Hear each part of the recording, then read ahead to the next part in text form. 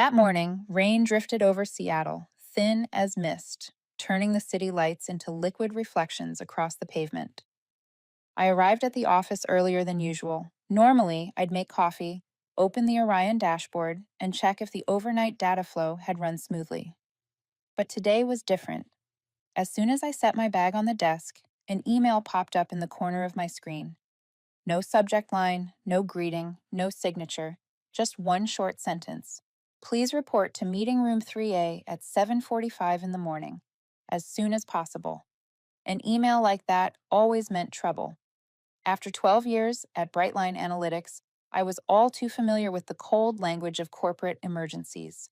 Meeting room 3A sat in the far corner of the 17th floor where serious conversations usually happened.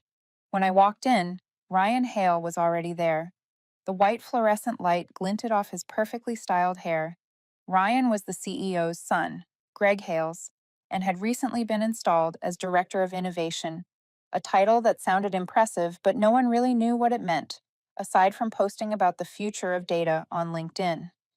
He sat at the head of the table, the seat that used to be mine during technical meetings, spinning a pen between his fingers as if he were waiting for coffee, not about to fire someone. In the corner, a representative from HR sat still, eyes averted, face blank as a page.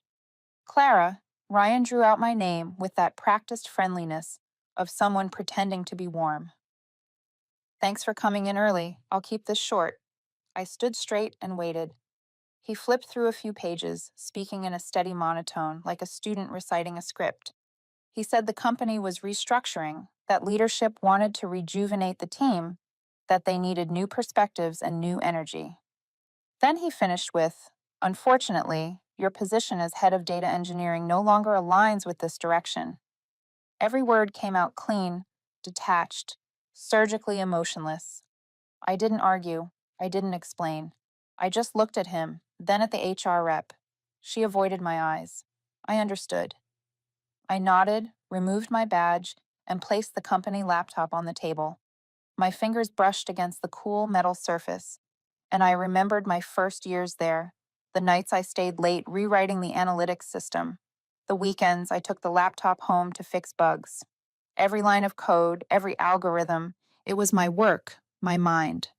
Ryan gave a polite little smile, the kind people use after finishing something unpleasant, but feeling professional about it. HR will contact you to finalize the offboarding paperwork, he said. Thank you for your contributions, Clara. I wish you the best in your future endeavors. I met his eyes and spoke evenly, quietly, so he had to lean forward to hear me. I hope you truly understand what you just triggered. His eyebrows twitched, then he laughed, probably thinking I was bluffing out of desperation. I didn't. Reply. I turned and walked out. The door closed behind me, and the sound of my footsteps echoed softly against the marble floor, steady and calm. On the drive home, I passed through streets blurred by mist, the coffee shops where I'd worked on weekends, the building where I once celebrated birthdays with colleagues, all drifted past in the rearview mirror like old film scenes I no longer starred in. I wasn't sad or angry, just empty and sharply awake. When I got home, I hung up my coat, set my bag on the kitchen counter, and went straight to my study. The small room was crowded with folders, hard drives, and sketches of Orion, the system I had built when Brightline was still operating out of a cramped garage. I opened the steel cabinet, took out a tiny key hidden behind my mother's picture frame, and slid it into the lock. The soft click sounded almost like a breath. Inside lay an old file, its paper slightly yellowed. On the first page, bold type read, Addendum, Clause 9C, Intellectual Property Rights Agreement. I sat down and turned the pages. The words were so familiar I could recite them by heart. It was the agreement between Greg Hale and me 8 years ago, when Brightline was on the brink of collapse. I had rebuilt their data infrastructure, rewritten the algorithms, and saved the company from bankruptcy. I didn't ask for a raise or a bonus, just one clause: as long as the Orion system remained in use, any organizational restructuring required my written consent. Greg had signed it. He'd said, "You saved this company. I'll never forget that." I traced his signature with my fingertip, then my own. The paper had aged, but the ink was still crisp. Outside the window, the rain had stopped. Morning light filtered through the blinds and spilled across the wooden desk. I sat for a moment, poured a glass of water, and opened my personal laptop. The screen lit up, the command line blinking. I typed slowly. Activate clause 9C. A small notification appeared. Access confirmed. I leaned back in my chair and exhaled. Ryan thought he'd won. But what he didn't know was that his little power play had just activated the game I'd spent 8 years preparing. I stared at the glowing text on the screen, the blue light reflecting across my face. What I felt wasn't anger, it was a strange, calm quiet. The kind of quiet that comes when you know you're holding a card no one else even realizes exists. I took a sip of water, leaned back, and listened to the soft ticking of the clock in the still room. If you've ever lived through a moment like that, when someone thought they could erase your worth and walk away, you probably understand me now. It's not pain you feel, it's clarity. And I know, maybe you're listening to this somewhere, on your commute, during lunch, or while cleaning the house. Tell me where you're listening from. I'd love to know how your path compares to mine. And if you enjoy stories of quiet revenge, of justice reclaimed not through fists, but through intellect, make sure to subscribe so you don't miss what comes next. Because trust me, this story is only getting started. I couldn't sleep that night. The glow from my laptop flickered across the room, the lines of code I once wrote pulsing like an old heartbeat, alive again after all these years. I opened the archive folder and found the contract titled Brightline IP Rights, Clara Morgan. 12 years, and I had never needed to touch it. But I had kept it safe, like a map you only use in an emergency. I remembered 8 years ago, when Brightline was just a small company teetering on the edge of bankruptcy. There were fewer than 20 of us then, and the old data system was falling apart. I stayed for 14 straight nights, eating instant noodles, sleeping on a chair, rebuilding the entire analytics platform from scratch. The system I created, Orion Analytics, not only saved Brightline, but made it valuable enough to be acquired for 5 times its worth. I still remember that morning when CEO Greg Hale came to the office, eyes dark from exhaustion but burning bright. He took my hand and said, "You saved this company, Clara. I'll never forget that. I didn't ask for a raise or a bonus. I asked for something else. A clause that would protect my creative rights in case someone ever tried to take credit for my work." Greg agreed immediately. We sat together in a small meeting room where the noon sunlight cut through the blinds, and I typed the addendum myself. Clause 9C. It was short, only a few lines, but it was the strongest shield I ever built.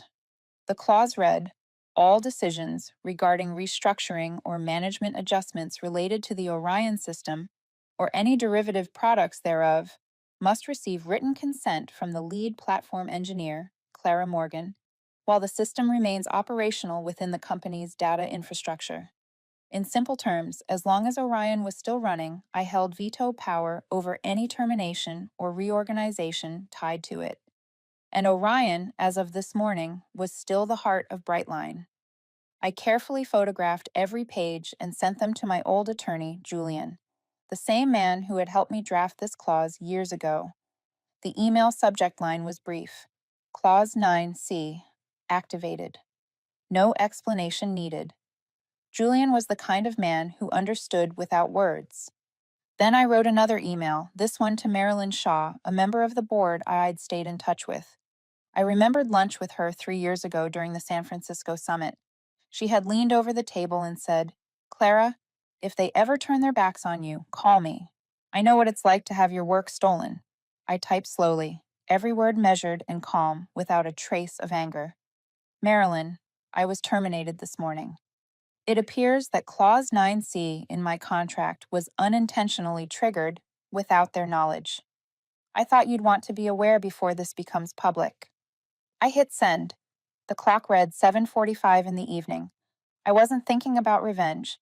I was thinking about balance, the quiet certainty that truth and law would do their work. Still, something stirred inside me, a feeling that could only be described as renewal. I stood by the window and looked out at the city still glowing under the night sky. Down below, office lights stayed on, filled with people like me, working late to hold on to what they'd built. I understood them. I had been them. But tonight, something had shifted. I was no longer holding on. I was letting go. And in that release, I felt stronger than ever. I turned back to the desk and powered on the old computer that had carried me through Orion's first days. Its hard drive held everything: the original code, the system designs, the software registrations under my name. I plugged it in and watched the screen flicker to life. Welcome back, Clara.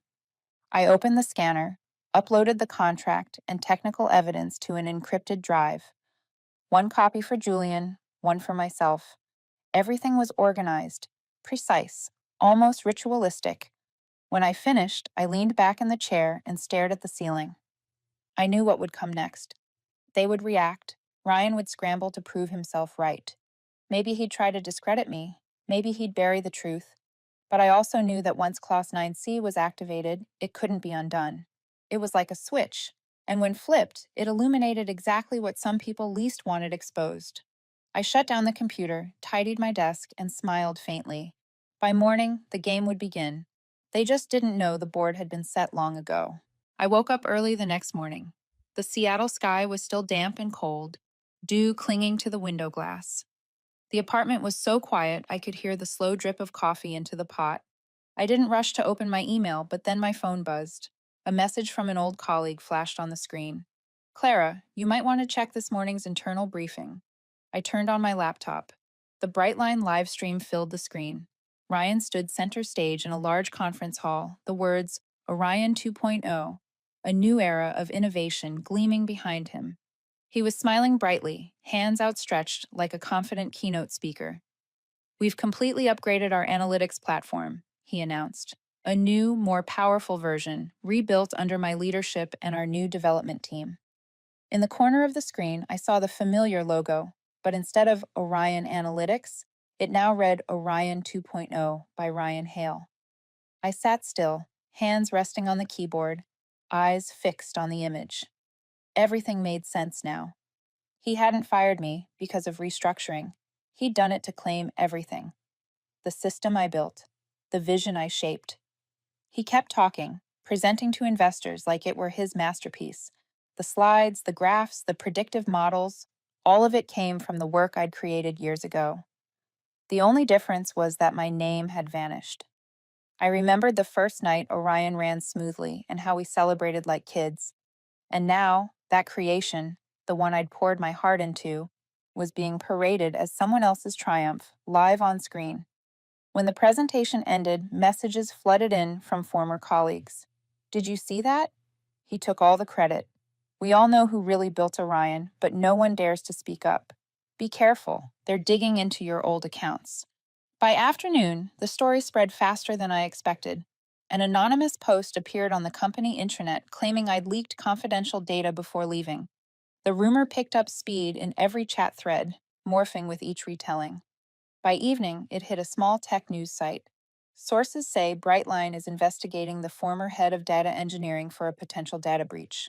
I didn't react. I had expected this. When someone can't erase your legacy, they try to turn you into a villain. But I also knew Ryan was about to tamper with something he didn't understand: the real Orion system. I opened my laptop and logged into the original Orion build, the one I still had back-end access to. The system was running fine, but in the activity logs, I spotted a strange sequence. Someone was attempting to modify the core files, the section that stored the license authentication. The IP trace pointed to Brightline's internal server. The username attached: Ryan Hale. I didn't interfere. I simply archived the entire log, duplicated it several times, and sent one copy to Julian, my attorney, the same man who had helped me write Clause 9C years ago. I added just one line to the email: he's breaching the system. Julian called immediately. Good, he said in his calm, steady tone. Let him continue. Every move he makes now becomes evidence. Don't touch anything. I did as he said. I shut the screen and sat in the dim light, the soft yellow glow from the kitchen stretching across the floor.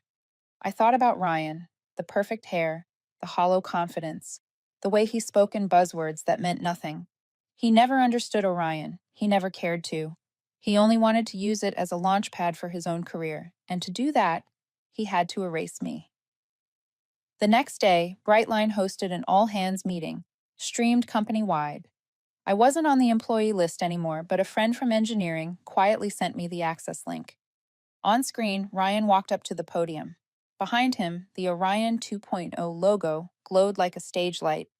He talked about the future of data, technological breakthroughs, and the achievements of the new leadership team. The crowd applauded. He smiled, smug, radiant, and I knew that was his peak. The moment right before the fall. That night, as I rewatched the recording, an automated email appeared in my inbox from Orion's internal monitoring system. Unauthorized modification detected in source code. User R. Hale. Beneath it was a timestamp and confirmation that the backup files had been automatically forwarded to 3 destinations: my inbox, Julian's inbox, and the National Software Registry. I stared at the message glowing in the dark and leaned back, exhaling slowly. Everything was unfolding exactly as planned. He thought he could erase me, but he didn't realize that the very system he tried to steal was designed to protect its creator. I smiled faintly. The game had just begun, and this time I was the one who wrote the rules. On the third morning after Ryan announced Orion 2.0, the tech world in Seattle was already buzzing. News outlets ran nonstop headlines about Brightline's revolutionary innovation under the young leadership of Ryan Hale. I scrolled through them while eating breakfast. Every article showed the same photo: Ryan on stage with a glowing logo behind him and the slogan, "Redefining the Future of Data." Not a single line mentioned the person who had built Orion. Not one word about Clara Morgan. I wasn't angry, I was amused, because I knew the truth. What he called Orion 2.0 still ran on the same old foundation I had written. You can repaint a machine, but it still bleeds the same oil. And the moment he tried to detach the core, the whole thing would collapse. Julian called me at noon. "I've reviewed the contract, Clara," he said. "Clause 9C is still fully valid. If they've made any major structural change without your written consent, that's a direct violation. My advice: stay silent a little longer. Let them create their own mess." I agreed. Acting too soon would only reveal my hand. I knew Ryan wouldn't stop. He needed to prove to the board that Orion 2.0 was truly his creation, not just a renamed copy. And to do that, he'd have to tamper with what he didn't understand. That's when I needed to wait. That afternoon, I got an email from someone I didn't expect. Marilyn Shaw, the board member who had once promised to stand by me if they ever turned their backs on you. Her message was brief. "Clara, I've been hearing interesting things. It seems the new system is facing serious issues. I'm not asking you to intervene, but if there's something I should know, I'm listening." I read it 3 times. Things were unraveling faster than I'd predicted. That evening, I logged into the original Orion system. A red alert flashed across the dashboard. Data imbalance detected in real-time sync process. Critical error. I opened the logs and found the cause. Ryan had deleted a small section of code from the load management module, the part I called the backbone. He must have thought it was redundant. In reality, it controlled the entire internal validation loop. Without it, every live data stream across Brightline would begin to distort, potentially costing millions in a matter of hours. I documented everything: screenshots, logs, backup copies, and sent them to Julian.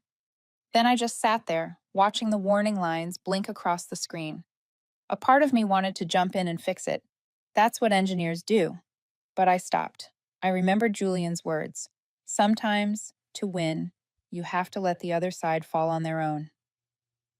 The next morning, word spread fast. Ryan had called an emergency meeting. A former colleague texted me. The system crashed for half an hour. All predictive data went haywire. Ryan's losing it.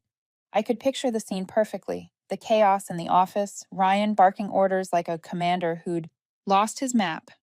He'd try to blame someone else, but soon enough, someone in the technical team would trace the error back to its source. That night, Marilyn called. Her tone was low and deliberate. "Clara, I need to know exactly what's happening. Is he using your system?" I paused, then said, "Not just using it, Mrs. Shaw. He renamed it and claimed it as his own." "You have proof?" "I have everything." "Send it to me." I did. Every log file, every licensing record, every segment of original code with my digital signature.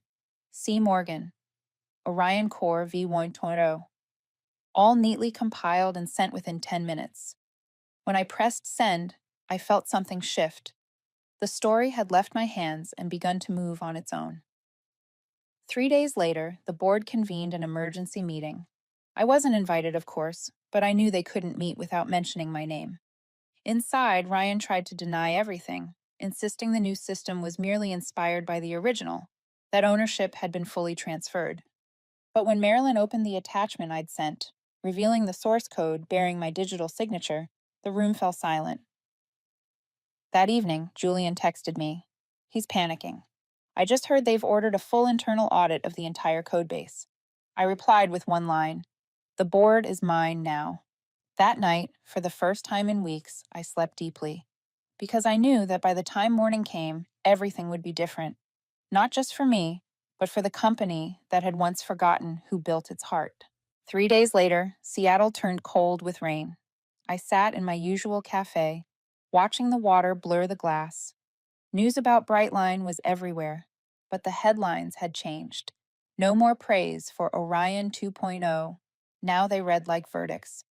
Brightline data system faces critical failure. Clients losing confidence. I opened an article and read slowly. An anonymous employee revealed that Ryan Hale's new update had caused major data discrepancies, reversing financial forecasts, and prompting several key partners to reconsider their contracts. The article didn't say it outright, but everyone knew where the fault began. I didn't laugh. I didn't celebrate.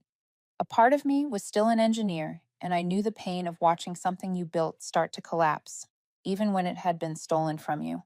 But I also knew that sometimes collapse is the only way truth surfaces. That afternoon, Julian called. "The board completed their preliminary audit," he said. "They've confirmed your original code is still the system's foundation. And worse for him, Ryan altered proprietary segments, enough to qualify as an intellectual property violation." I heard the soft rustle of papers on his end. "Marilyn is calling for a special board session. You don't need to go yet. Let them handle their panic first." I hung up, but my mind stayed restless. I knew Ryan. He wouldn't bow easily. Corner men like him always lash out when trapped. That night, a strange email arrived. No name, no greeting. Just one short line. "Stop now, Clara. You don't know who you're up against."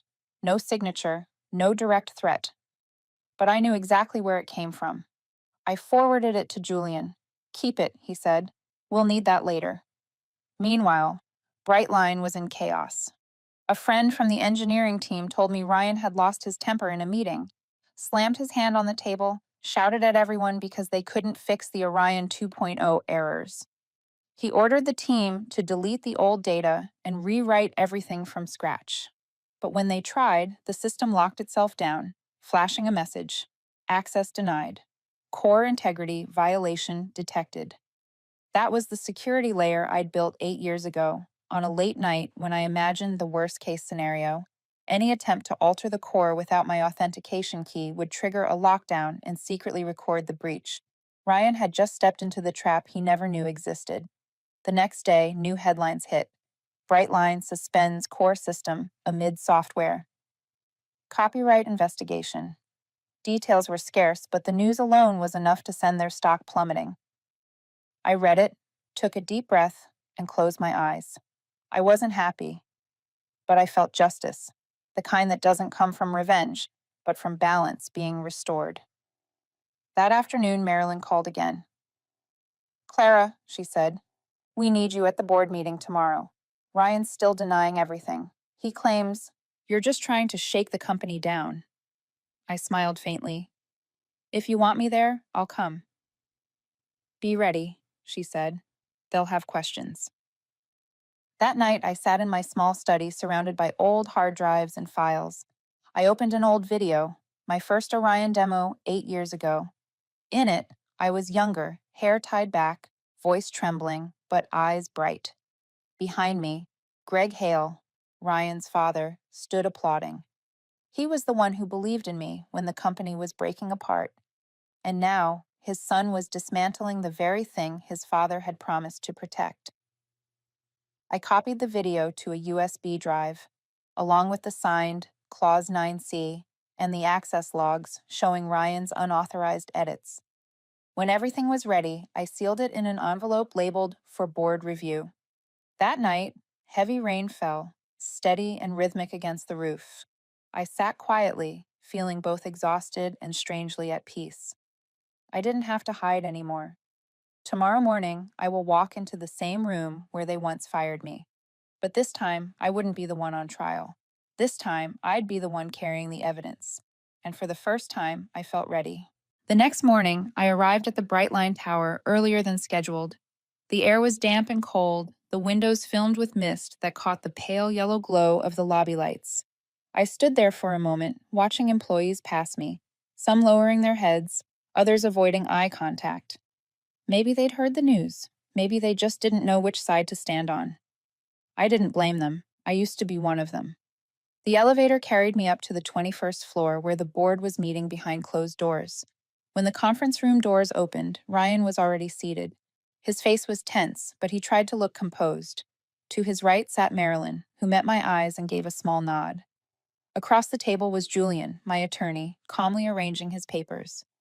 I took a deep breath, stepped inside, and sat down across from Ryan. No one spoke for the first few seconds. The only sound was the clock ticking against the sterile walls. Finally, Marilyn broke the silence. Thank you all for being here. Today we're here to address allegations of intellectual property violation and procedural misconduct in the operation of the Orion system. Ms. Clara Morgan, do you have materials to present? I reached into my bag and placed a USB drive on the table.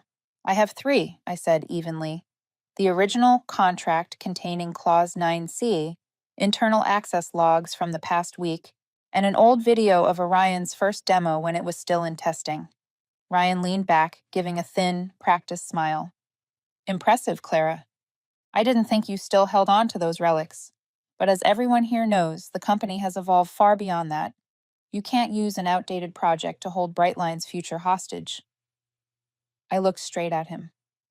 I'm not holding the company's future hostage. I'm reminding everyone that the so-called Orion 2.0 you announced is built on the same system, and that you altered licensed code without authorization. At Marilyn's signal, Julian plugged the USB into the display. The files appeared on the screen, lines of code scrolling like light across the wall. Then the text emerged, small but sharp. Copyright C. Morgan, Orion Core V1.0. Below it, the access record. User R. Hale. Unauthorized modification detected. The room went completely silent. I could hear Ryan swallow. Marilyn folded her hands on the table, voice steady but firm. Mr. Hale, do you have an explanation for these logs? Ryan pressed his lips together. I didn't personally make those edits. My technical team must have acted without my knowledge. Julian spoke up, calm and direct. Then perhaps you can explain why your personal account performed those actions at 2:17 a.m. last Wednesday. If I recall, no team sessions were scheduled at that hour. Ryan turned toward his father, Greg Hale, who had been silent until now, his face lined and heavy. Dad, I was just trying to move the company forward. I didn't think she would. Greg lifted his hand. Enough. His voice was gravelly, but it carried weight. Do you have any idea what you've done? That clause? You're looking at the man who signed it. She saved this company when it was about to die, and now you've turned her work into a prop for your ego? Ryan's eyes darted around the room, searching for an exit that wasn't there. Marilyn turned to me. Ms. Morgan, what are you requesting from the board? I looked around the table, my voice clear and steady. I don't want my old position back. I only want formal recognition of my intellectual property rights over the Orion system, and a new agreement requiring that any company using this platform sign a licensing contract with me. I also ask that this violation be publicly acknowledged within the company. Julian added, under the law, if the board refuses, we will proceed with legal action using the full body of evidence presented. Silence again. Finally, Greg spoke, weary but resolute. I agree to Ms. Morgan's terms. Will restore her ownership rights, reissue the licensing agreement, and disclose this decision at the upcoming staff meeting. Marilyn nodded. I support that. One by one, other members followed. Only Ryan remained still, staring down at the table. When the meeting adjourned, everyone began to leave, but Ryan didn't move. I stood and approached him. Do you know why I'm not angry? I asked. He said nothing. Because you reminded me of something. Justice doesn't need to shout. It just needs patience. I turned and walked out. The hallway stretched before me, the noon light spilling long and golden across the tiled floor. My footsteps echoed softly, steady and unhurried. Behind me, the conference room door closed, and I knew the story had ended for me. But it was only beginning for Ryan. When the elevator doors opened on the ground floor, Marilyn was waiting. She looked at me and smiled faintly. You know, she said, it's been a long time since I've seen someone handle a storm this intelligently. It's not intelligence, I replied. It's just learning to listen to what you've built. She smiled and shook my hand. People will be talking about today for a long time. I stepped outside. The wind slipped under my collar, cold and sharp. The city was still loud, the rain still falling lightly, but inside, everything had gone still. I didn't need applause. I didn't need apologies. I just needed my name back. And I had it. In the distance, the Brightline Tower stood tall against the gray sky. I looked at it one last time, then turned away. One chapter had closed. Another was waiting. One where I was no longer erased, but the one writing my own story again. I never went back to the company, but news from Brightline still found its way to me, as if I'd never left. A week after the board meeting, headlines flooded the media about the internal scandal at Brightline Analytics.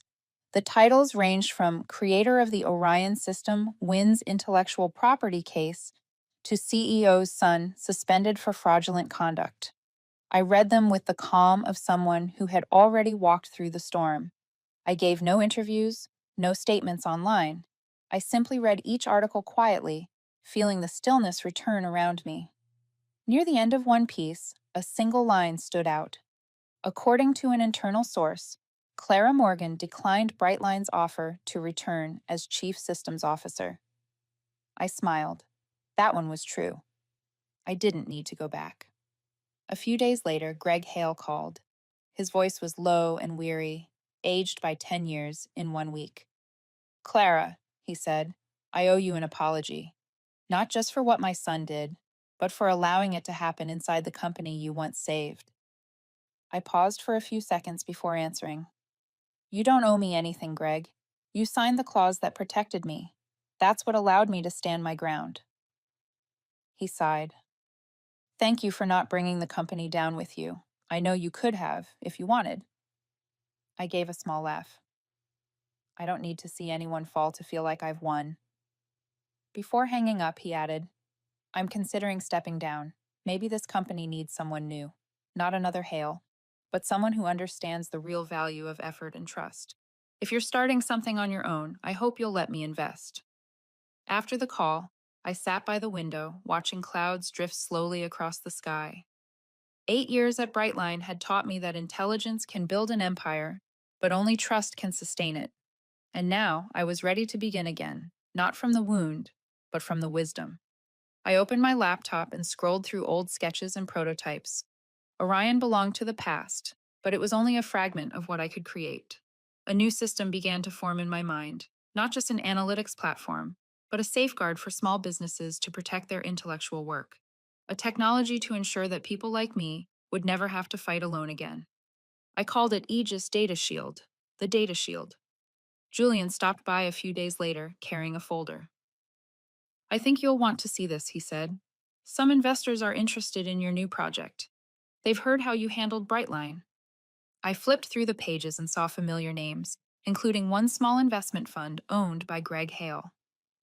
I laughed softly. The world's smaller than I thought. Julian shrugged.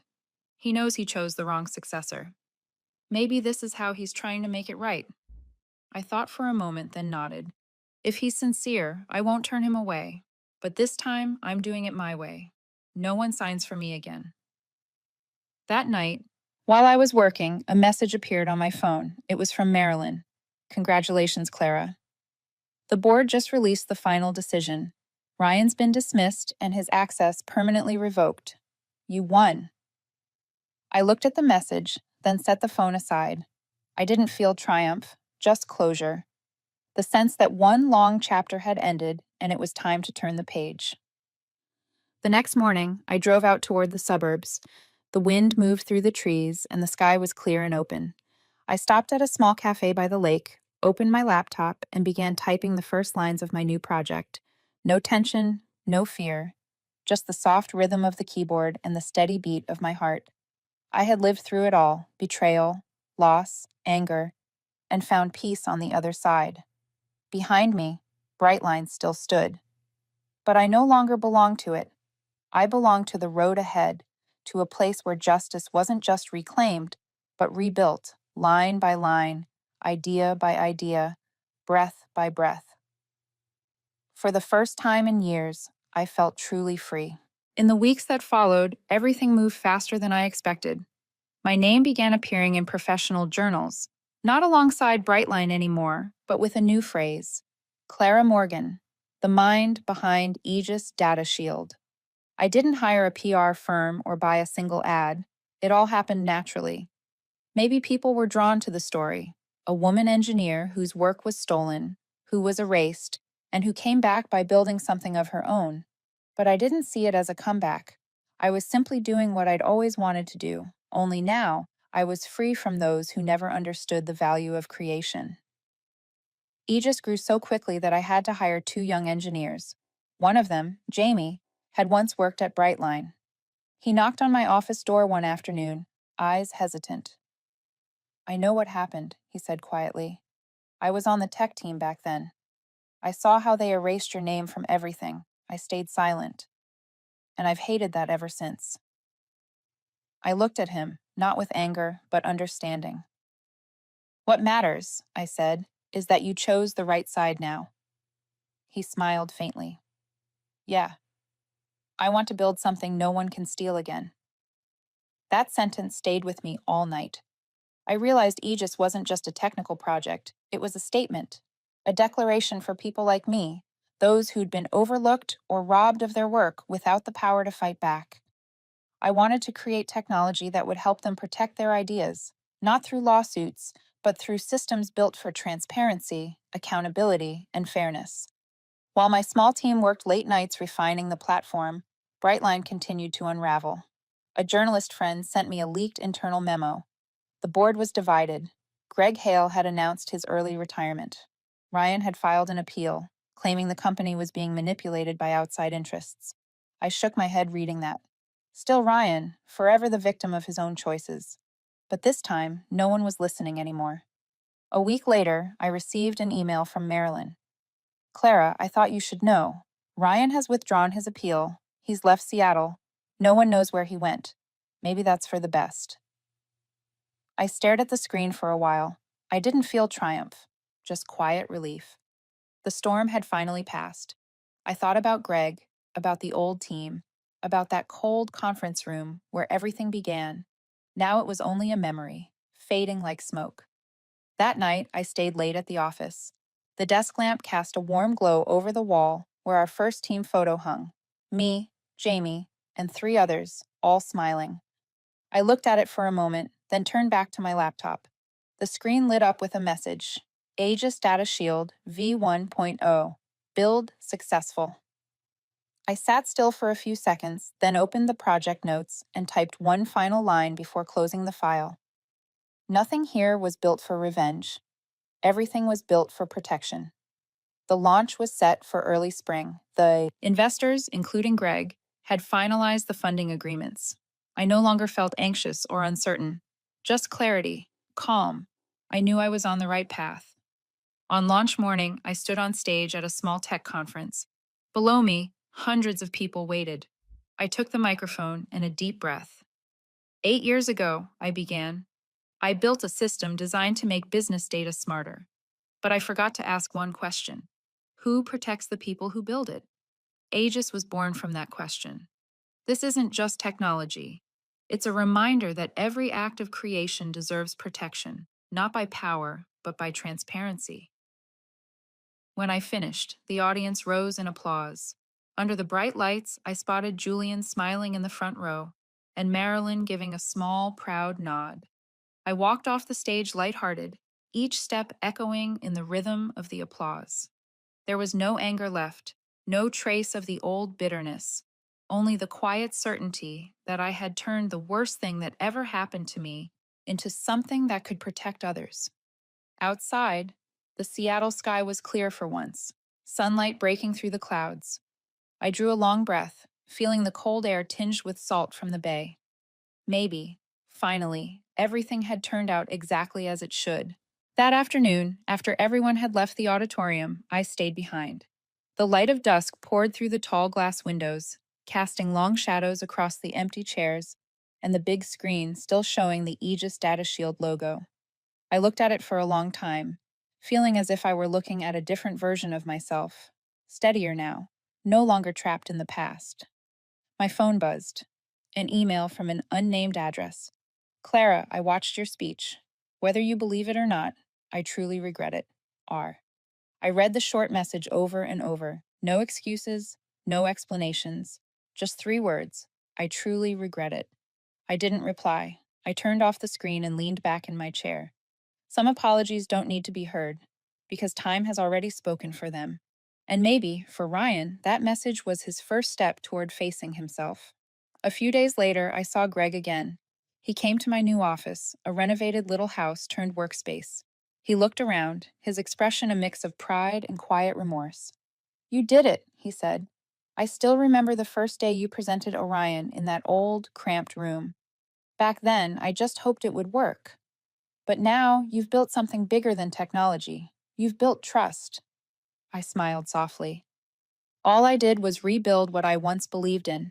I can't change the past, but I can redefine its meaning. He nodded, pulling an envelope from his jacket pocket. I've signed over my remaining Brightline shares to you. Consider it my last thank you. The company will continue using the Orion system, but now all rights belong to you. I took the envelope, surprised. You didn't have to. Greg gave a weary smile. There are things I can't undo, but at least I can do what's right while I still can. He placed a hand lightly on my shoulder. Keep that faith, Clara. Don't ever let anyone make you forget who you are. After he left, I watched the door close and felt something settle inside me. A chapter had truly ended. No anger, no battles left to fight. Just peace, the kind that comes when you realize justice, if patient enough, always finds its way home. Time passed. Aegis grew faster than I imagined. Small businesses started adopting the system, and tech journals called it the most reliable innovation protection tool of the year. Sometimes I received emails from strangers. Because of Aegis, I kept my products safe. Or, thank you. Now I'm no longer afraid of being erased. Those messages moved me more than any award could. I wasn't living to prove anything anymore. I was living to keep building. And to me, that was the most elegant revenge of all, to rebuild, stronger and more humane. One late autumn night, I sat on the balcony of my apartment, watching the lights ripple across Lake Union. The wind carried a hint of salt from the bay, mixed with the smell of coffee from the cafe below. I opened my laptop, planning to jot down notes for the next version of Aegis, but paused instead. I just stared at the blinking cursor and realized I was smiling. I thought about the years behind me, the sleepless nights, the endless meetings, the morning Ryan told me, "You're fired." If that moment hadn't happened, I might never have found myself again. I whispered into the cool air, as if to someone I used to know. Thank you for pushing me out of the place I no longer belonged. Then I typed the final entry in my project log. Orion saved a company. Aegis saves people. Justice isn't about getting back what was taken. It's about building a world where nothing can be taken again. I saved the file, closed the laptop, and looked out at the shimmering city lights. Seattle was peaceful that night, and for the first time in a long while, so was I. One chapter had closed. But the story of Clara Morgan, the woman whose work was stolen, who reclaimed her light with her own hands, was only beginning. I sat a while longer, listening to the wind hum through the open window. Outside, the reflections from the high-rise towers danced across the lake, glimmering like old memories, some painful, some proud, and some simply calm.